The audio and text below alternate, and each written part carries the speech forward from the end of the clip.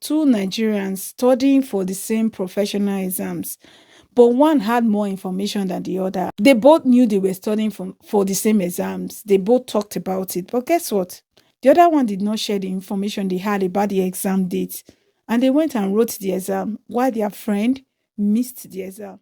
Avoid Nigerians abroad if you want progress. It's an advice many of us have gotten from fellow well meaning Nigerians abroad who have had bitter experiences with other Nigerians. On the surface, it looks like self preservation, and that's a good thing, right? But the problem with this advice is what it does over time to Nigerians abroad and even Nigerian communities abroad. People who follow this advice stop asking questions, even if they have problems that a fellow Nigerian like them can help them solve. And some stop sharing opportunities because they've encountered an ungrateful person before. Others move in silence, whether they are in trouble or they are celebrating. Because even during celebration, some people believe that other Nigerians are coming to check their parties out or to see if something went wrong so they can laugh at them behind their back. So there's always this fear and suspicions of your fellow Nigerians not meaning well for you. So many people start keeping to themselves. In this abroad, everyone is managing in systems that already isolate immigrants. So they don't want to add another worry on top of country people that don't like them. At the end of the day, avoiding your fellow Nigerian doesn't just protect you, it shrinks your world so that you are not doing things on your own without your people. Yes, you may have other friends from other places, but they may not get you like your own country people will get you. And I know some people will say, I don't mind because of their experiences. The thing is, this advice didn't come from nowhere. People are not trying to be petty or mean when they say avoid fellow Nigerians abroad.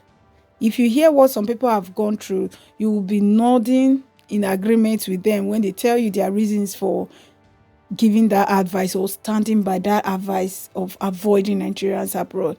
If it's not hoarding information or resources, it's unhealthy competition, I pass my neighbor, or outright betrayal or gossip that some people have suffered in the hands of Nigerians abroad.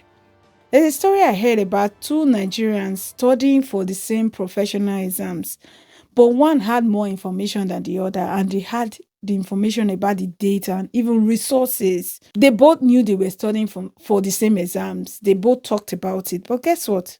The other one did not share the information they had about the exam date. And they went and wrote the exam while their friend missed the exam.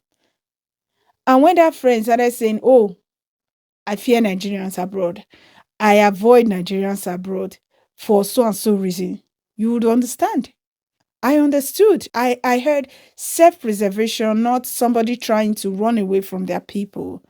Look at the case of Two Shots. The more I kept progressing, the more the hate, the more that envy. I could see to my friend at a point in time, he had to ask me, say, how are you doing what you are doing? Bros, but I had you to help me. But you are watching me do everything, and I'm doing it because I'm trying to get out of your hair. Just see what Two Shots was talking about in that interview. And this isn't the first time I've heard of stories like this. And I'm sure you've heard about stories like this too. Some Nigerians can't just stand the fact that even though they came before you are not doing better than them by their own, I pass my neighbor standard. And these issues are not just only in the secular world, it has crept into the churches as well. You hear people say, oh, I don't attend Nigerian churches, avoid Nigerian churches because of the different issues that they encountered in Nigerian churches. And when we say this about ourselves, avoid Nigerians abroad, avoid Nigerian churches, how are we presenting ourselves to the other communities, even our host countries or other immigrant communities? How are they going to see us? Now, the deeper issue isn't what happens to Nigerians as individuals if we all stand by this advice. It is what happens when success stops circulating amongst us, when we all have to build individually. Now, information is not shared amongst us, referrals dry up. Everyone has to start from zero when they come abroad. Because there are some people amongst us, some of our people, they believe that you have to suffer what they suffered when they came. It's your own time to go through that suffer they went through when they came.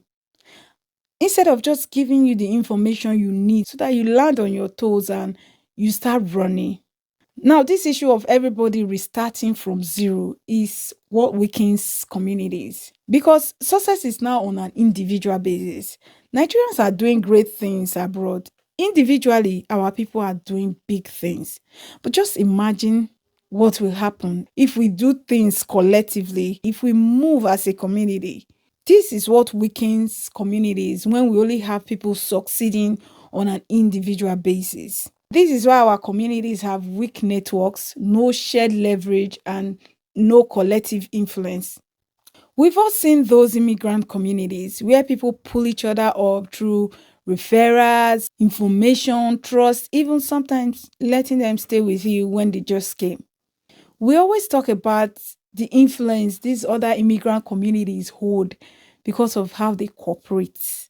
Communities don't weaken because nobody succeeds. I mean, in Nigerian communities, our people are doing great things on individual level, but we can't boast of a strong community because success is not circulating around our community. Imagine the Nigerians that someone like Two Shots could have taken under his wings when they just came. Because of his experience with Nigerians, he said he has moved away from Nigerian communities. This advice about avoid Nigerians abroad is still popular amongst us today. And yet, when we see those clips of Nigerians meeting themselves abroad for the first time and how they rejoice when they see themselves, hey, Alpha, where are you from? The accents switch back to our normal accent. Most of us smile when we watch those clips. I personally like to watch those clips on repeat. It's so wholesome. And I remember one time I went to Callaway Park with my family here in Calgary. I saw a black family standing in front of me on the queue. Everybody was forming their thing now.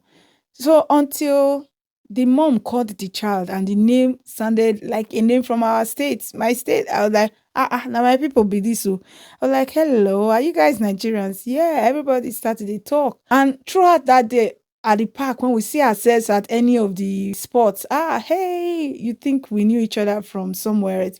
I've not seen that family again. But that day, the warmth, the connection, it was such a sweet experience for me and I guess for them too. And the truth is, there are many wonderful Nigerians amongst us. Some have been hurt over and over again, but they don't stop doing good to fellow Nigerians. But some have also been hurt and they're like, I can't take it anymore. They say, once bitten, twice shy. Avoidance can feel like self protection if you have been burnt before. But it's also costing Nigerian communities abroad. There are some Nigerians that still love getting together with other Nigerians. And I have seen some people that will say if they see any Nigerian on that street, they are not buying the house. They have to move to a secluded area.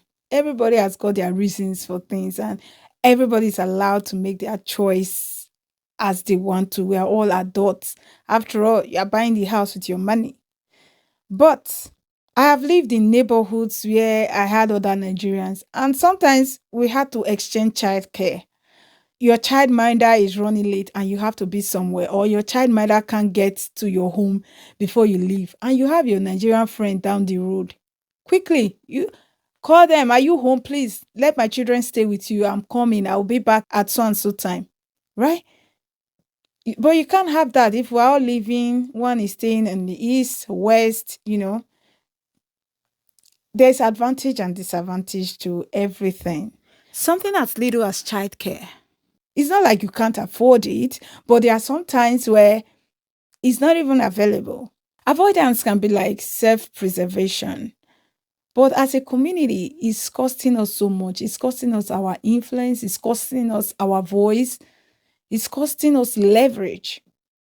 Settling abroad can be challenging. Whether you are single, married, a parent, or not, everyone faces their own unique challenge. The way we navigate it goes a long way to how fast we settle and keep settling if we choose to stay abroad. If you're a Nigerian abroad facing some of these challenges, you might find this playlist here very useful. Thank you for watching. I'll see you on the next one. Cheers.